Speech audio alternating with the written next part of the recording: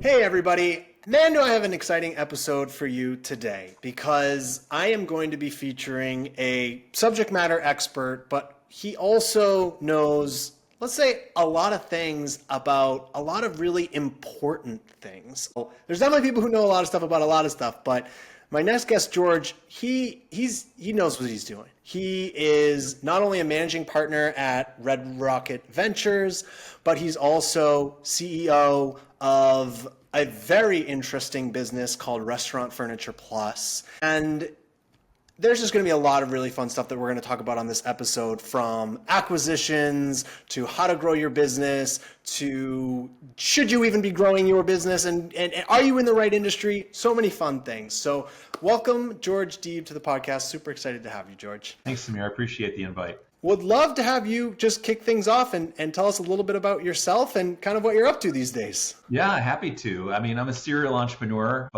After an 8-year career in investment banking, I got bit by the entrepreneurial bug, and that led to becoming the CEO of a handful of different companies.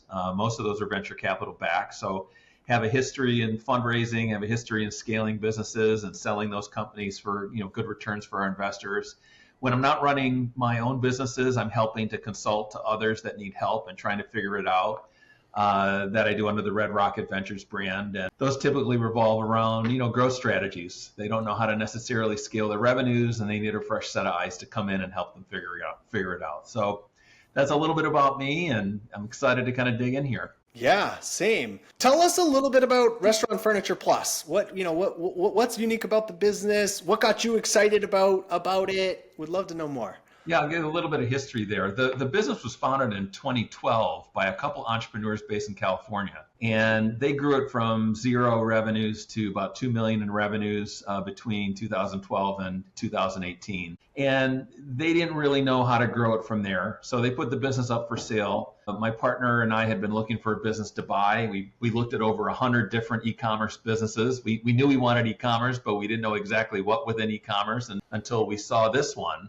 And what we liked about Restaurant Furniture Plus was it was a B2B story. So we thought that'd be a little bit more easy to be defensible up against businesses like Amazon and other sites online where it's a much more competitive B2C market. So we liked the B2B angle.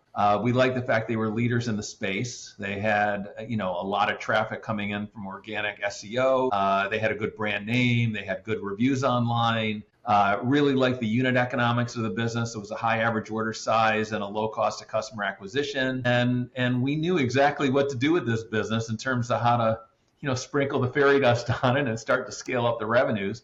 And that's pretty much what we've done. I mean, it was aggressive Google marketing growth strategy. I mean, we're doing other things, but that's the primary thing we're doing. Our marketing budget has grown from 0 to 2 million a year, and our revenues have grown from 2 million to 20 million a year. And it's been a great story, and we've got a terrific brand name in the market, and we're perceived as a thought leader in our space. That's awesome. That's killer. I'm curious because we even had the CEO of Flippa on this podcast. And for those of you who listen to that episode, you got to go listen to it. We even pulled up some listings on Flippa and broke it down, like certain things to look at and how to analyze the financials and all the different things, at least what they have on their platform, right? I'm curious, as you said you looked through like 100 businesses, right? As you were looking through those, I love what you said about average order value and all these other aspects, which I definitely believe are important. Love what you said, even like, hey, you found, hey, there's a little niche here. They got a great customer base. B2B is going to be better for us than B2C. Were there other aspects that you analyzed and maybe what I'm getting at more specifically is for other people who might be trying to do a similar thing. Maybe they're doing on Flippa, maybe they're doing a private sale, maybe they're doing whatever, right? Were you looking for gaps where you had really like high skill sets and you knew that you could, like you said, kind of come in and sprinkle your fairy dust? Or was it a little bit more of like hey, we're just going to look for the perfect business and then we'll be able to make that happen? Yeah, I'm curious just kind of, for others out there who may be trying to do something similar. I've got a lot of friends myself that don't have any great business ideas, but they're always like, oh, I'd love to acquire, whatever it is, the local business or the online business or anything like that. I'm just curious at any learnings or anything that we can kind of, any of you, your knowledge that we can share. Yeah, it's a huge question and I'll do my best to answer it. So first, why did we acquire a business instead of building something from scratch? The first is because it is established, right? There's an existing revenue stream, there's an existing profit stream. The hardest part of doing a startup is, you don't know if it's going to get the right product market fit, what's the go-to-market strategy, are customers actually going to gravitate towards this thing or not? And there's a lot of testing that you need to do in those early months or years of getting a brand new startup up. The fact that this business was already up and running for a 6-year period of time and had a loyal customer base with a high level of repeat sales and a high level of revenues, that it was de-risked, right? So the reason you go down the M&A path is you're looking for a more surefire, successful story. That's certainly one way to do it, is down the M&A path.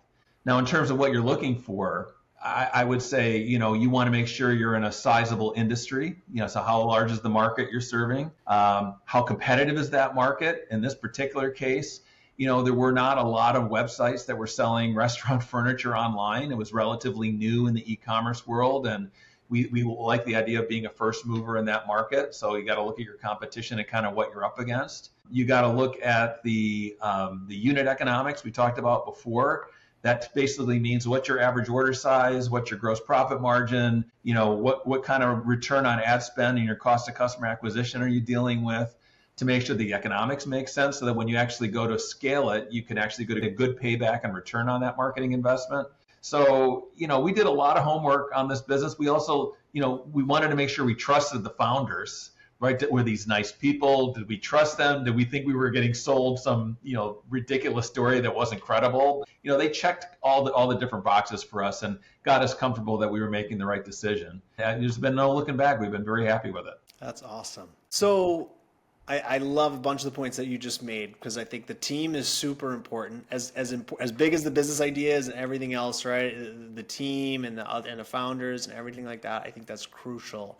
You've had successful exits at this point, right? Where you've had to already learned from so much of that experience, which I definitely want to get to and touch a little bit on that.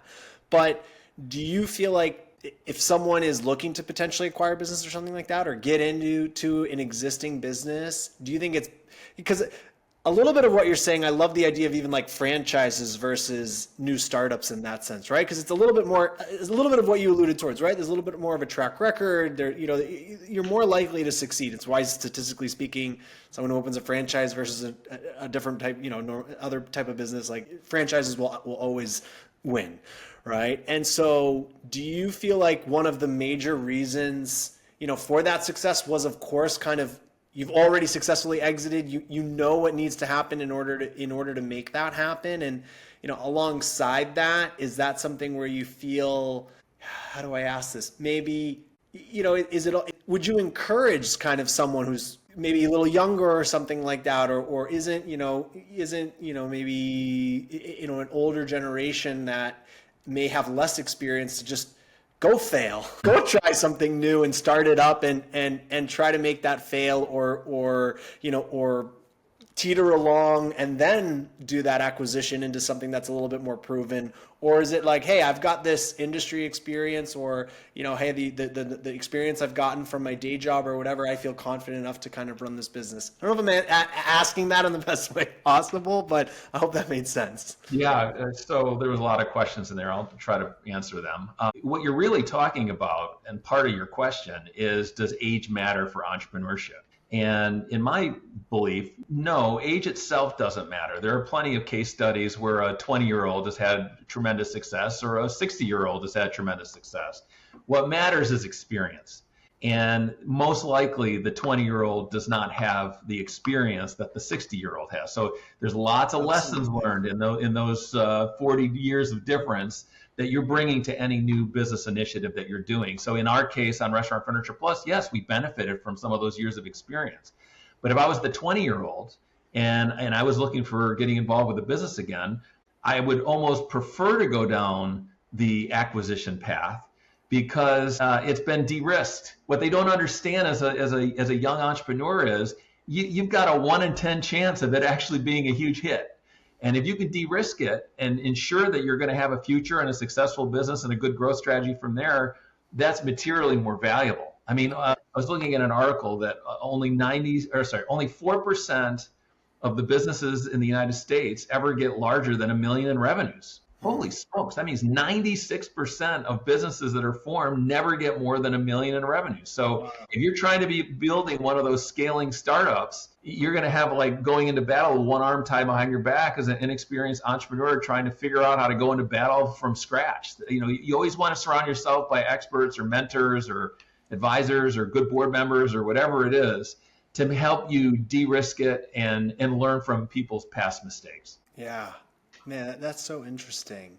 Do you have any advice of like red flags to look out for when you're looking towards some of those? Because even like I've analyzed a bunch of businesses and looked at things, and maybe when you're lacking some of that experience, to your point, right, of maybe you've already run a successful business or exited a successful business. Yeah, are there certain red flags that you'd look for, right? Because I think sometimes the numbers look amazing, but we don't realize it's just it just hit the ceiling, or right, it's going to be next to impossible to be able, right? Because you've had this exponential growth, which is incredible, which all of us would obviously want if we were to acquire something. So yeah, are there certain red flags you feel like to look out for? I feel there are. I mean, you gotta know the right questions to ask during the due diligence process to make sure you don't make any mistakes, and you do all the right analysis that needs to be done to make sure you're heading down the right direction. And you got to be really good at reading financial statements and knowing, where there's a problem, right? If you see a growing debt balance, or if you see declining profits or declining gross margins, or whatever the metric is that the red flag is, you got to be really good at reading the numbers and knowing what's going on. There's usually a reason that a business is being sold, and you want to make sure that you get your arms around what that reason is.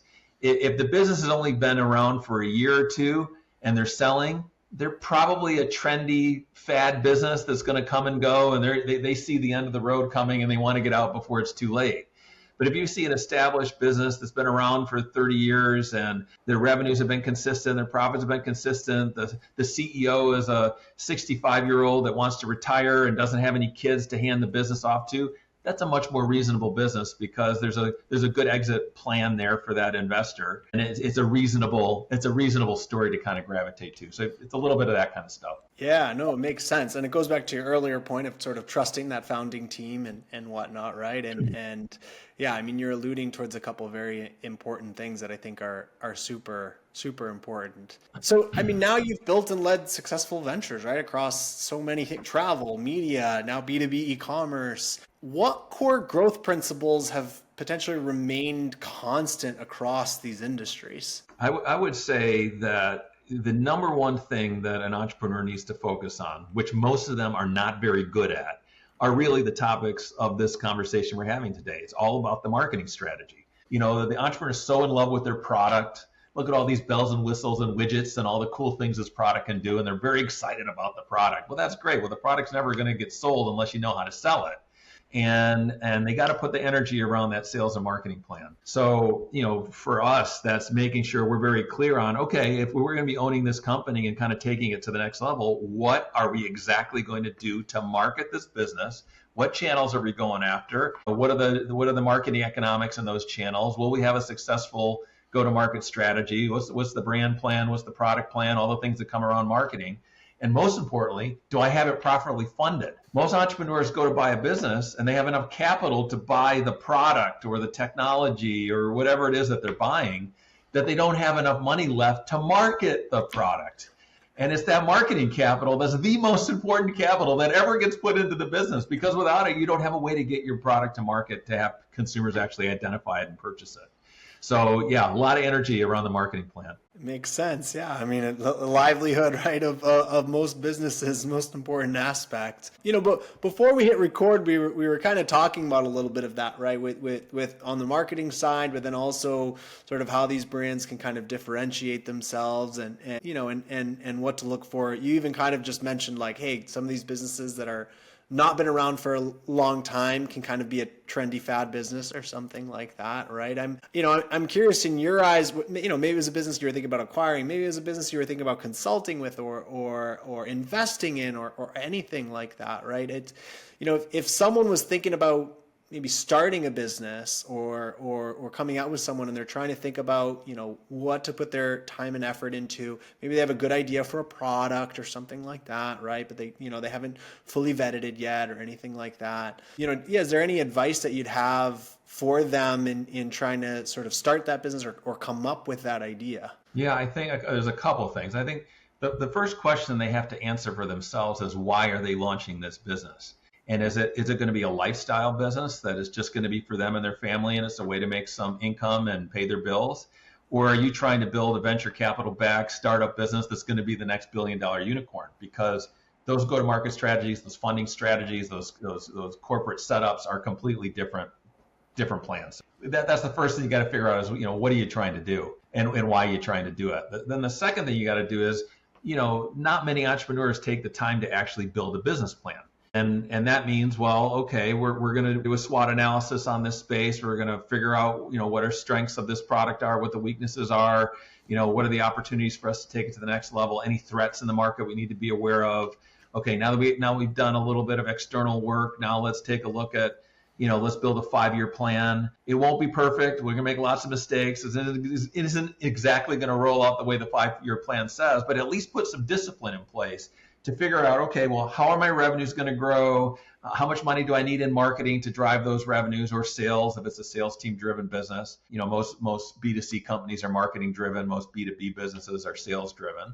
And knowing that and putting the right go-to-market plan in place. So do your homework would be the number one thing, and do not spend penny one until you've done your homework. I love that. And I love that you're started with goals, because I think that is so true. And I even find entrepreneurs and friends of mine that when you don't have extreme clarity on that, it's like you're running a race and you don't even know where it ends. Right, exactly. Right? You don't know if you're running a mile marathon or a 100-mile marathon. Right? And then what's the point, right? And I think a lot of people's almost like stress and anxiety even sometimes can stem out of that, because then they're sort of focusing on the wrong things, right? Maybe they're focusing on, I haven't grown enough, but it's like, yeah, but did you want the lifestyle business instead? And if so, are you living that, right? Like, yeah, I think there's so many aspects to that are dead on, that I appreciate you kind of pointing that out as the first thing. So you've written an incredible book, 101 Startup Lessons, an Entrepreneur's Handbook.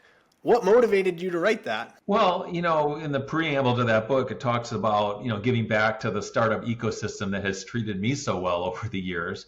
As I was building my companies, I was surrounded by great advisors and investors and, other entrepreneurs that were helping me, pave the path. So this was my little way to give back to the startup community, share all of my learnings, document them down. They're kind of repeatable lessons that apply to most businesses evergreen. It's not like these ideas go stale. So, giving those words into the head of an entrepreneur that's about ready to figure out is about the best thing I could give them, so they don't repeat the same mistakes that I made. I love it. And I highly recommend the book. It's excellent. And so, you've exited companies. You're growing so quickly on the Restaurant Furniture Plus. Many startups, they face sort of that hurdle transitioning from that early stage growth into scaling, and especially operationally and having the scaling operations. What are some of the biggest challenges companies encounter, do you feel like, at that stage? And do you have any tips or any feedback for them? This is probably one of the most important questions you're going to ask today, because the entrepreneur that founds a business is not always the right CEO to scale the business. The skill sets are very, very different. And some entrepreneurs can make the pivot. They can move, let's say the entrepreneur is responsible for revenues, 0 to 10 million, but the scaling CEO is going to take it from 10 million to 50 million. It's a completely different playbook, right? I mean, when you're 0 to 10 million, yeah, you got to know how to do some good Google marketing or social media on Facebook advertising or whatever it is to kind of get your product off the ground and into the market. But once you've tapped out on all those things, and now you really got to do the hard work and take it from 10 million to 50, I don't know. Do you have experience with mergers and acquisitions? Do you have experience with international expansion? Do you have experience with all the different cultural issues, the employee retention and training issues that come at scale? It's just you're running a different organization when you're over 10 million in size. And some entrepreneurs that start their businesses are really good at making that pivot, and some of them aren't. And you got to be honest with yourself. One, you got to know what the skill sets are that are required for success for that next stage of your growth. And either you need to have those skill sets yourself, congratulations, keep going. Or if you don't, you need to surround yourself by mentors that can help you navigate the pitfalls that they had to live through in scaling their businesses. Or more practically, you hand the keys off to a new CEO and let that new experienced CEO that has a repeated history of taking a 10 million revenue company and building a 50 million revenue company, and let him or her do it all over again. And you don't have to be in the CEO chair to ride that economic return. You're still going to be the owner. You're still going to be on the board of directors guiding them. But you don't have to be the one doing the work when it gets to that size. Yeah. I think it's hard for a lot of people sometimes when they're at that seat, right? Because then they were the ones who potentially got it there, right? Or one of the main drivers. Their personal identity, a lot of us, right? Our personal identities are sometimes sort of tied to the business or tied to our title or anything like that, right? We're very proud of that, and to let that go is an emotional roller coaster sometimes. You and I have both been there, so we both know, right? And so then, but then but to your point, if you can let go of that, and you do put the ego enough, if you can reduce your ego enough to kind of set that aside, yeah, then you actually kind of get to see your baby grow that much more. And if you can look at it almost like a 20,000 foot view, you can see like, yeah, help that CEO transition correctly, help them grow the business, play to your strengths, right? And whatever those look like. I mean, it's a very, very interesting point that you're making. I mean, one, I don't remember who it was, but I was listening to another podcast, and the person who was being interviewed was saying he felt like it came in ones and threes. So like 1 million, 3 million, 10 million, 30 million, 100 million, right, et cetera. And so he was saying that he felt like the team, right? The team that got you to 1 million is not going to be the same team that gets you to 3 million and et cetera, et cetera. Do you feel like that can end up playing a big role as well, right? Where like, hey, maybe there's a couple C-level changes that need to happen, or maybe there's whatever it is, right? Or strategic partners, or et cetera, et cetera. Do you think that can play just as big of a role? Yeah, I don't think there's a single right answer here. I think every situation has its own set of inputs here. Sure. But in terms of, it's their baby. It is my baby. I'm the brand. I'm the business. That's part of the problem, right? You're using the word I and me too much, right? When you're in a big company, it's not about I and me. It's about us and we, right? And they got to make that pivot. And the biggest CEO responsibility change that happens between 1 to 10 and from 10 to 50 is the 1 to 10 CEO is very much focused internally inside the company, right? They're living and breathing all the details of the product development, or the details of the marketing decisions, or the details of whatever it is that everybody's doing. And they've got their fingers in everybody's pie, and they've got a very loud voice in getting to the business to that level. That was partially required, and you need to have that level of ownership to have the success. But part of it's because they didn't know any better, and if they were actually hiring smart team members that they could trust to make their own decisions and empower them to put them in the right direction, they would have the equal amount of success. But that's sort of an internal focus of that young stage business. As you move from 10 to 50, the role of the CEO is nothing to do inside the walls of the company. It has everything to do with outside the walls of the company.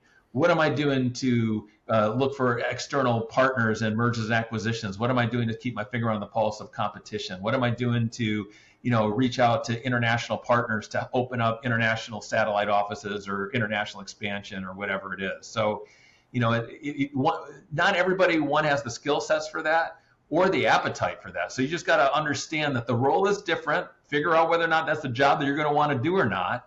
If you think you can do it successfully and get out of the way of your team, hire smart and let them do their thing, then great, keep going. But if you can't, get out of their way, because you're going to become the anchor that keeps the business from succeeding. Love that. Great advice. Now, I'm curious on I've seen a lot of times early stage teams often are very tight knit, right? How do you navigate then building and integrating new talent as the company scales? That's an excellent question. One, you never stop investing in your culture, right? I mean, culture set from day one. It's a top-down thing, and you got to be the one that defines it and sets the direction of kind of where the culture of the company wants to be.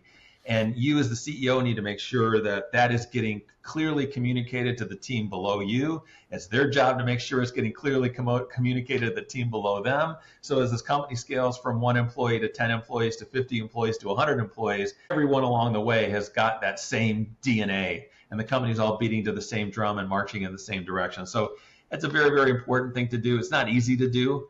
I mean, it's hard to do. You mentioned as you're scaling, it's hard to get that actually to resonate in the newer employees.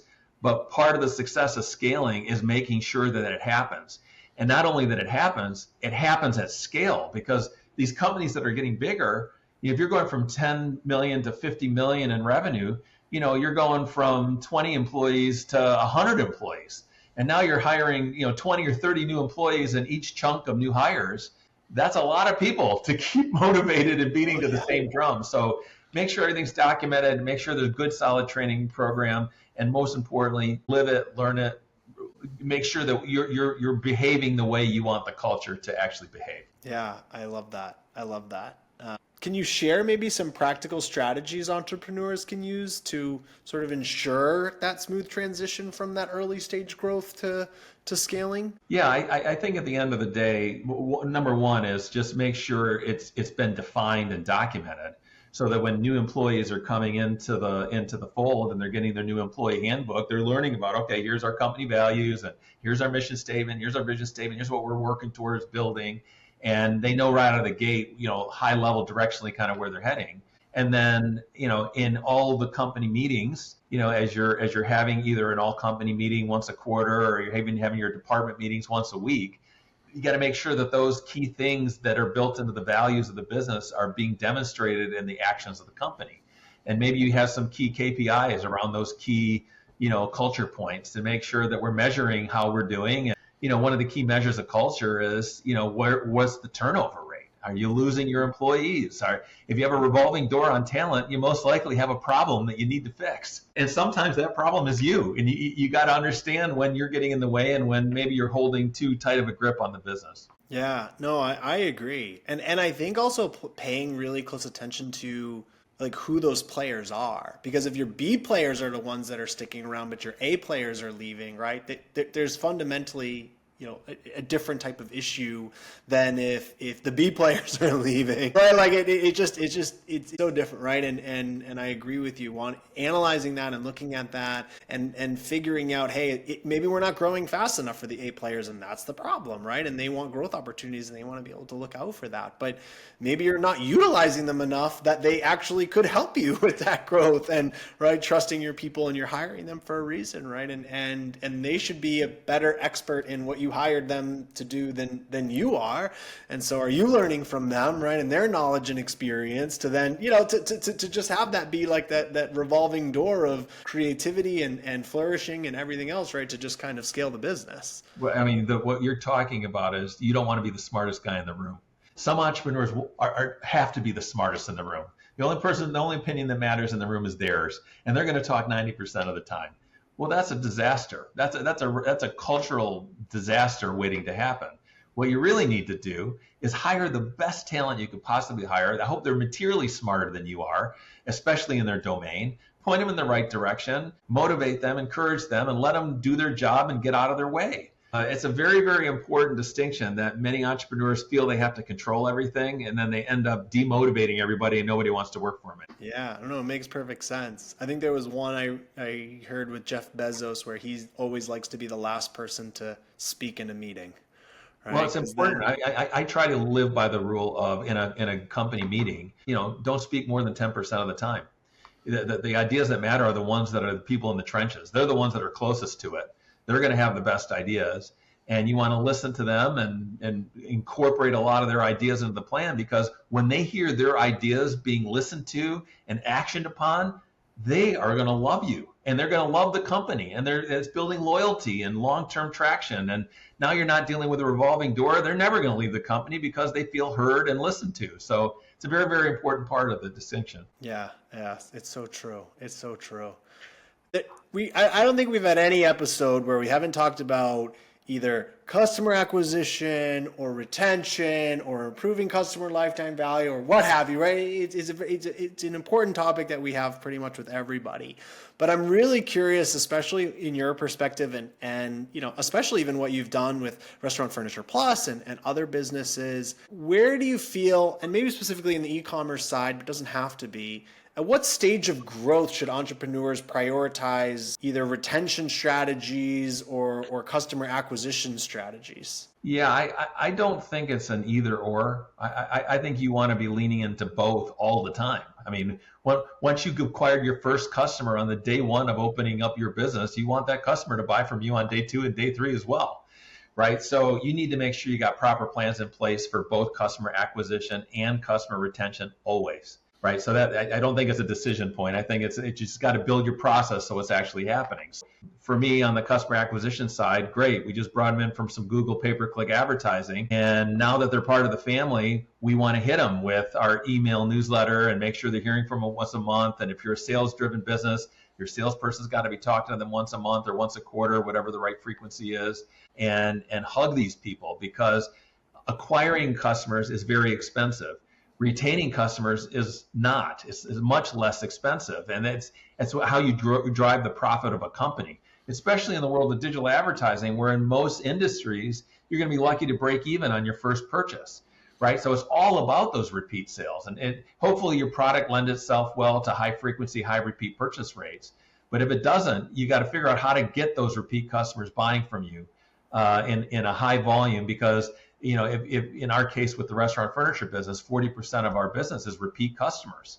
I'm always impressed with that number for this particular business, because furniture has a 6-year life. Mm-hmm. That means they're not going to need new furniture in that restaurant for another 6 years. So for 40% of our clients to be buying from us year after year, that tells you that they like the service, they like the people, they're going to come back to you for everything they need replacements, they're going to open up a new location, they're going to tell their friends, whatever it is, that's where you really want to lean into. I'd love to dig into that more too, specifically in your business, because I think there's a couple things that I'm really curious on. One, the first one is, so as you're kind of looking at your existing customer base and prioritizing maybe outreach or any kind of upsell or sales opportunity or anything like that, is that something that you feel like, being proactive about is helpful? Or you just said, right, the life cycle is kind of, several years, but, is there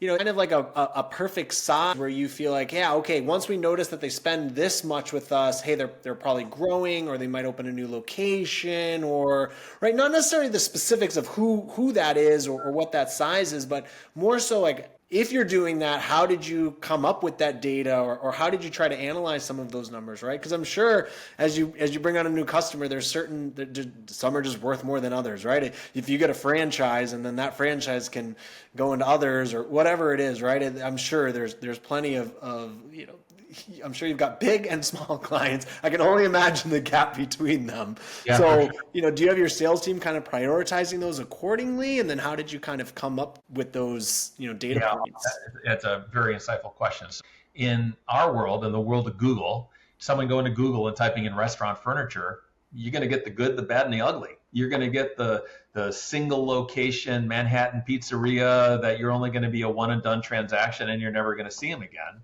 Yeah. Or you're going to get the chain that's growing and they're adding, 100 units over the next 5 years. Yeah. And you're going to get repeat sales in every single month as they're adding in, 2 units this month and 2 units the month after and things like that. So, we learned quickly that we wanted to laser focus our marketing efforts around those high repeat client potential categories. So for us, it was the small chains, the chains that had 5 to 50 units that are going to add a couple units a year.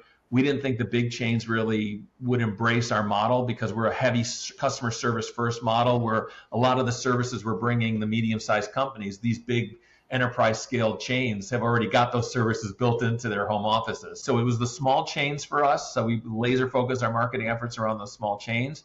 And it was around middlemen like an interior designer or an architect that's doing work on behalf for multiple clients. So you worked with them on project number 1 this year. We're working on project number 2 next year, project number 3 the year after that. All different brands, all different clients, but that agency is your relationship, and they're the ones that are helping you to drive those repeat sales. Yeah, no, it makes perfect sense. Was there then, did you use maybe the messaging? Did you use sort of the marketing strategy? Like how then did you try to make sure that you are focusing on that more ideal customer profile than just casting that super wide net? Or did you not really even need to necessarily focus on that because the market kind of auto-corrects itself for you? Well, I think in the early years, it was just pretty much we were going after everybody just to get the leads and the revenues and the transactions coming in. From there, we got learnings. And then once we know what we were looking for, then you can start to change your Google settings in a way where you're leaning into more of those behaviors that you're looking for. And what could those settings be? Well, maybe it was the time of day that they're shopping during the day because the bigger businesses are working in their 9 to 5 hours and the small guys are busy doing their work during 9 to 5, or maybe it was the targeting by geography and where they are, and we wanted to go after the big cities. The people that are opening multiple units in a New York or a Florida or a Texas are bigger companies, bigger opportunities than maybe that single location in South Dakota. Stuff like that. You can also do demographic and behavioral and psychographic targeting within Google and some of their Google advertisements. We did a lot of sharpening the pencil to make sure we were bringing in the right type of buyer. Yeah, it makes sense. Are you also doing that on the SEO side? Because I know you said SEO has been a really strong driver. You get a lot of organic traffic. Are you really kind of isolating, okay, hey, here's the issues that we know our ideal customer profile has and they may be searching for, and trying to kind of come up with content surrounding that? Or is it more so just supporting those, or is it just an effort to become a thought leader and just promote kind of those top keywords that hey, these are the top keywords people are going to be searching for, more customer acquisition focused type of keywords versus customer research or just kind of looking to read some blog articles or something kind of content? Yeah, the SEO is much harder to control than the pay-per-click marketing. You have to be a little bit more flexible on your SEO efforts versus your pay-per-click efforts. You can do things like the articles that you're writing and the blog posts that you're putting up on your website. The topics that you select on those can be more tailored towards a chain than it could be towards an independent. Yeah, you can get some of that targeting from some of the articles you're writing, but it's harder to get Google to make a distinction on where these backlinks are coming from, and making the importance on how high on the research results pages they're going to put you. Yeah, no, it makes sense. Do you find that you have certain like hero products or some sort of average order value or something that you then know is going to turn into a really great customer, or is that maybe not necessarily so much the case because, hey, if they get some furniture off of us, they're going to be delighted by our level of service or price or something like that? Yeah, it can be that. I mean, you have customers that, if they're spending $10,000 or more on a transaction, they're most likely retrofitting a whole new facility, either a remodel or a brand new location. And if they're spending $1,000, they're probably just replacing a few pieces. The question is, the big companies might be doing a replacement, or the small companies might be doing a replacement. So it's hard to get the targeting based on average order alone. But once we get a sense to kind of who the customer is and what they are, we assign them to a dedicated project manager. We have what we call our white glove list of clients that have spent more than $10,000 a year with us. We put them into a repeat marketing cycle, a repeat sales cycle, to make sure that they're hearing from us at least once a month. And any opportunity they need, we want to be their first of mind that they called for those extra needs as they happen over time. So we put those processes in place to help make sure we were driving repeat sales, and it appears to be working. Yeah. Are there any things that you're doing, not to help your competitors, but more so to help other entrepreneurs out there and other business owners? Are there any things that you're doing to nurture that relationship over that time frame so that way they don't forget maybe 5 years from now when they do need to go replace all their chairs or their tables or whatever it is? Well, it's being in the right place at the right time. If the product really has a 6-year life, that means over the next 6 years, we need to be on top of them. And when the time is right, when they decide they need a refresh, maybe it's 6 years, maybe it's a little early, it came in 4 years, or maybe it's late at 8 years. Whenever it comes, it's going to come. Yep. And we got to make sure that we're constantly marketing to them and being there when they need it. So it's the frequency. It's not just one and done and talk to them once a year. It's talk to them once a month. They won't need you once a month, which means that you need to be delivering them content that's valuable to them once a month, that keeps them engaged in your list, talking about some interesting articles or trends in the industry, or has nothing to do with furniture, just has something to do that's important to them as a restaurant, so that they want to keep those emails coming in, so that when they are ready to purchase and they have that next need, you're in the right place at the right time. Yeah, that is so important. And I don't care. I literally do not. I can't think of a business model that's not important. Now, we all have different customer life cycles, right? And how long that lasts.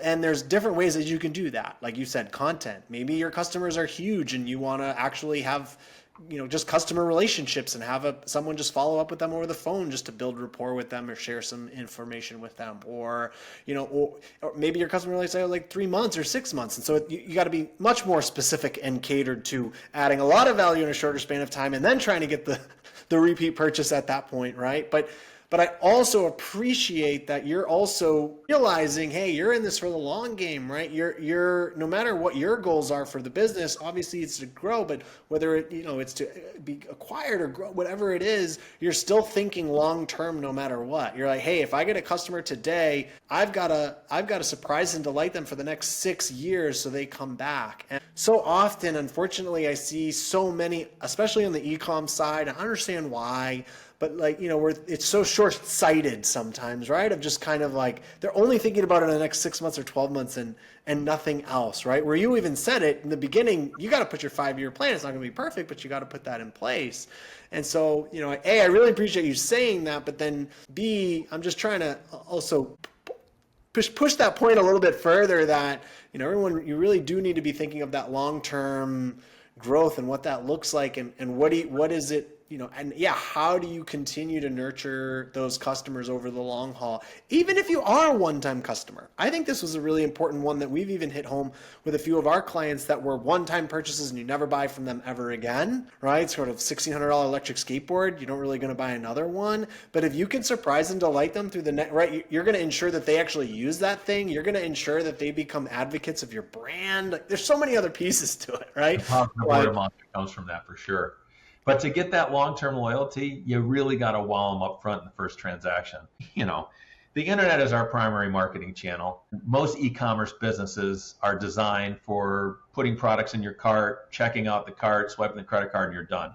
We do everything humanly possible for that not to happen. We do not want them to run through a normal e-commerce experience. We want them to pick up the phone and call us.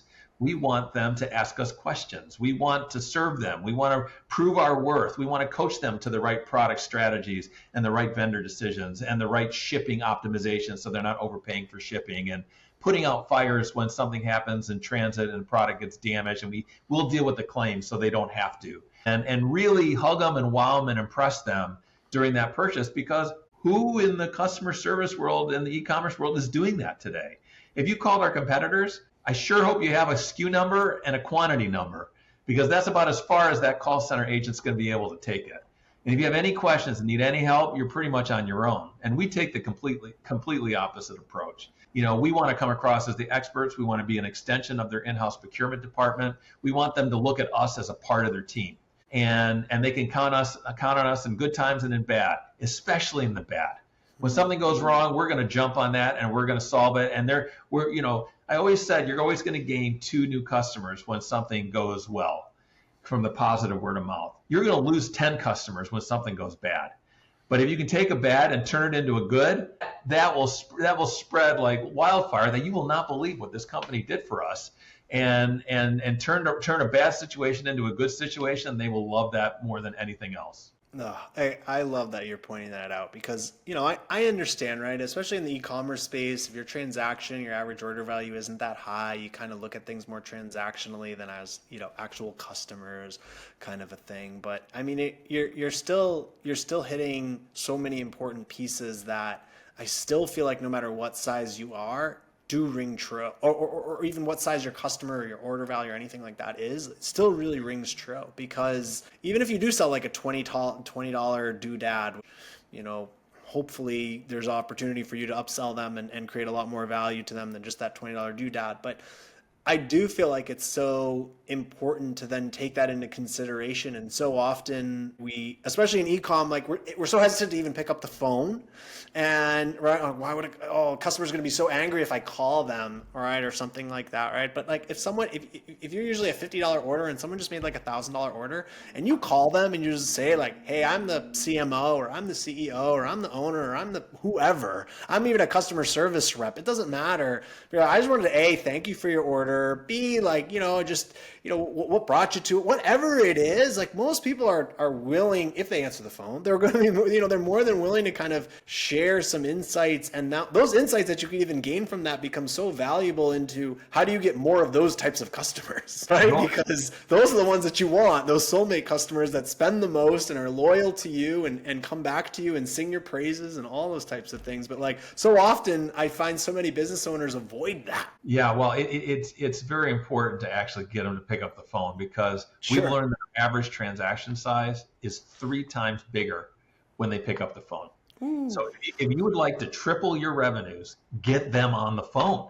Because if they're calling me for a table, why be stupid not to ask them, do they need chairs? Do you need stools? Do you need a booth? Do you have other locations that you're planning on retrofitting? So our sales team has done a really, really spectacular job of taking that $2,000 initial caller and upselling them into a $6,000 buyer. I love that. I'm curious, especially with your experience, there's always kind of this debate, which I understand why, and I know the answer is very much so, it depends, but there's this debate between kind of bootstrapping and fundraising. And, I'm curious, how do you advise entrepreneurs on choosing the right path for their business? Well, I mean, bootstrapping to me is sort of the capital raising required prior to going out and doing a regular venture capital raise. And that's all the things that all of us know how to do as good entrepreneurs, right? We're stretching our credit cards, or we're stretching our home equity loans, or we're doing whatever we can to kind of source capital from wherever we can source it, talking to our friends and family, or whatever we got to do to kind of get the business off the ground. And then when you go down the venture capital path, I think not all businesses are made for venture capital. That's number one. You got to make sure that you really have a venture capital friendly story before you even pitch it, and knowing what those venture capitalists are looking for. And even if you do have a venture capital friendly business, do you want to take it? Because, you are now signing up a 5 to 7 year horizon where that investor needs to get an exit strategy. I've been forced to sell companies in the past to get our investors in an exit that I didn't want to sell. My first startup, iExplorer, was an adventure travel company. I'd probably still be running that business today. I loved it so much. But I had to get an exit for my investors, and we had to sell it to a big company that wanted to buy it so that they could get their cash out. So not everybody thinks about that. They just think, I need money, give me the money. And the reality is, okay, well, that money. Yeah, but I want my ROI. that money now comes at a cost. And you got to be prepared to have an additional voice at the boardroom. You got to be prepared to get the business teed up for a sale, 5 years from now. And you got to be perfectly happy with that exit and not look over your shoulder wishing it hadn't happened. Yeah, no, really great advice. And so, okay, maybe I've identified that venture capital is in my sights, and I do see that 5-year plan in order to exit or IPO or whatever it is. Now, do you have any tips for those kind of early stage founders that are maybe how they could cultivate those relationships with some VCs, right, who might be a good fit for their company? Yeah, for sure. First and foremost, you understand a venture capitalist and how they work and what they're looking for, and do your homework before you actually show up. So, for example, know that a venture capitalist is going to see 1,000 business plans a year, and if you're lucky, they're going to invest in 10 of them. They're going to pick their favorite 10 out of 1,000. So the odds are not in your favor before you even go in. So you got to really have something outstanding that's going to break through the clutter and really get their attention. So what is outstanding? What's going to break through the clutter? Something that's going to easily show them a path to at least a 10 times return on their invested capital within a 5-year period of time. And it's got to be a sizable business, right? They're not going to they're not going to help you grow from 1 million to 10 million. They want to know how you're going to go from 1 million to 100 million and beyond, right? Is this industry large enough to support, the next Google or the next Uber or the next, AI invention or whatever it is? So just know how the investor thinks. They're in the business of getting a high return on their investment. They all have specific areas of focus. So do not pitch them if your industry is not what they want to focus on. If you're in the e-commerce world and they focus on manufacturing, you're pitching to the wrong guy. So you want to make sure that he invests in e-commerce. 2, he invests in your stage of e-commerce. Because somebody that invests in a $1 million e-commerce business is not the same investor that's investing in a $100 million e-commerce business. So the industries and the stage of growth are 2 really important drivers you got to do your homework on for that particular firm before you actually pitch them. Love that. Yeah, no, super great advice. I'm curious now, just based on your background, you seem like a world traveler, and and your first, in your original business, all right. So it's safe to assume. I'm curious, as a successful entrepreneur with a demanding schedule, what advice do you have for maintaining a healthy work-life balance? I think it's critical. I mean, you have to work hard and play hard. You can't, all work and no play makes George a dull boy, I guess. You got to keep your mental sanity. If all you're doing is working and you're burning the hours from 9 in the morning to midnight every night, and you're not spending time with your friends and family, and you're not getting out and recharging the batteries while you're on vacation, you're not doing it right. Now, I'm not saying you don't need to work hard, because it takes a lot of hard work for these startups to be successful. But you got to make sure you got the good mental health in place for you to be effective at what you're doing. And it's been always important to me to make sure I'm taking my vacations and spending time with my family, and that's equally important. The older you get, the more efficient you're going to get in terms of, I've done this 100 times in my past. I know how to do this. So a project that used to take me a day, I could probably do in an hour as an older executive that's already done it several times before. So, with experience will come efficiencies and hopefully some more vacations. Yeah, heck yeah. I love it. Second to last question, curious on the AI side, right? Everyone should be using it and incorporating it. We know this. So if you are, what's the best use of AI you're doing right now at either Red Rocket Ventures or for the Restaurant Furniture Plus that you're the most excited about? Let me answer more broadly in terms of AI I've seen in terms of stuff that's really got my attention, because it goes beyond the walls of Red Rocket. If you're not thinking about AI and you're not investing in AI and you're not really embracing AI today, you're going to get disintermediated pretty fast. So this is one of those technologies which is next generational, and it's going to completely reinvent everything and anything that you could possibly think about. So make sure you're employing those tools into your own businesses and your own product designs or whatever it is, because your customers will be looking for those solutions. And if you're not providing it, some competitor of yours will be. And you got to make sure you're employing those. That's number one. Number 2, the AI that has my attention the most are the ones that are the most disruptive. So, for example, I was playing with ChatGPT the other day, and I was thinking of it as a travel agent, and I was putting in some of the most complex questions that I could ask a travel agent. that I said, there's no possible way an AI technology could pull off the answer to this question. And because I was working with a startup that was trying to launch an AI in the travel space. Sure. And my reaction on the back end was, holy crap, it answered every single one of these questions. Honestly, it's a Google killer. It's going to change the way people think about search. And you're going to have information at your fingertips at a much deeper level than you've ever had it before. And I'll use this example. In the old ways of buying travel, you had to have a destination in mind, you had to have a date in mind, you had to have maybe an itinerary or an activity in mind that you wanted to do. And that was pretty much how most of the travel engines work, whether you're purchasing your airfare, your car rental, or a tour or whatever it is. Well, I threw at things like, I'm a Taylor Swift fan, and I want to go see Taylor Swift in Europe.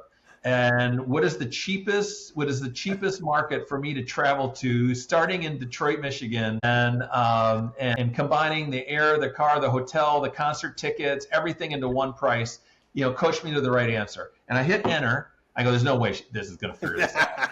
And about 10 seconds later, here's the answer. And it knew all the price of the airfare, it knew all the price of the hotels. It coached me to the right answer. And I was just completely in amazement of what these technologies are doing now. So however we think businesses have been built and have been run to date is old school. Yep. And we all need to educate ourselves on what is new school, because new school is where we need to be focused. Yeah. And how do you, not only how do you incorporate it, but I think you're even hitting the point of how do I show up in it too, right? I mean, I think that's when, right, of course, every client that comes our way, or prospective client comes our way to Fetch and Funnel, we're always going to ask them how they heard about us, or where they came from, kind of thing. And it's the biggest compliment when they say, "Oh, ChatGPT recommended you as the best marketing agency." Like, okay, great. That's the best compliment we can get. So yeah, it's also how do you show up, right? If I go in there and I say, "Hey, well, I need new furniture for my restaurant," who should I go with, right? And then of course, you want Restaurant Furniture Plus to show up, right? And so, a digital marketer, that is the scariest thing in the world. We have been doing the Google game for 20 years, absolutely. And we know it inside and out, and we can control it, right? Or quote unquote, control it. These AI agents are all new. They all work differently, and they don't even have advertising around the perimeters of them, at least yet. And so there's no way to get your pay-per-click into the result. And how are we going to change this random AI technology that we even exist? And I don't know how they're indexing websites on the internet, or how they even get the data into their data architecture. We don't know any of this stuff. So if there's this mass evolution from Google to ChatGPT, and we're not prepared for it, and you're Google dependent today, you could lose all your revenues in a snap of a finger. Yeah, no, absolutely. All right, on that shocking moment, last question, George, any book recommendations, anything either that's really, influenced you or changed your life or career, or anything that you've been reading lately that you recommend? Let's see, on the reading front, I would say, I've been reading a lot of these books about AI and how the evolution is going. No particular book comes to mind that I would recommend, but just in general, that category, just to educate yourself on what is really happening and how do these technologies work and what can you do about it, both from a product development standpoint and from a marketer standpoint, and how do you get around it and learn those different things. So I would educate yourself as much as you can about these newer technologies, because they are not only the future, they are the today. And most of us don't know anything about how they work, or how to manipulate them or optimize them, or kind of use them to your advantage. No, yeah, no, absolutely. I really appreciate that. George, oh man, this has been a great episode. I know people have not had enough time, unless they were pausing along the way, to have taken enough notes. So go back and re-listen to this podcast probably, or hopefully you did pause it and take really awesome notes. If anybody wants to reach out to you, is there a good way for them to reach out? Definitely. Visit redrocketvc.com. And you can get our contact information there. You can either call us or email us at the information on that website. Love it. Again, really appreciate the time, George, and the insights. Really, really appreciate it. My pleasure, Samir. Thanks for the invite.